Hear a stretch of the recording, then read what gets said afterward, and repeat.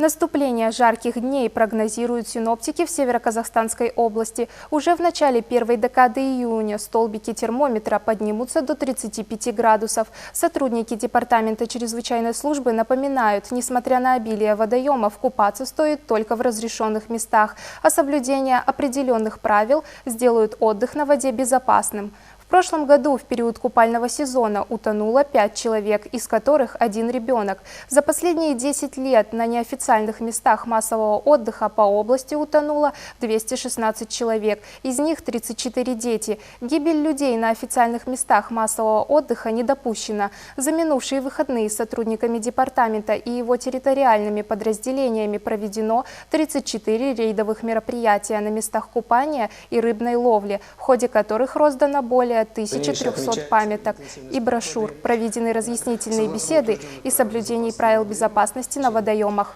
Также в дополнение хотелось бы сказать...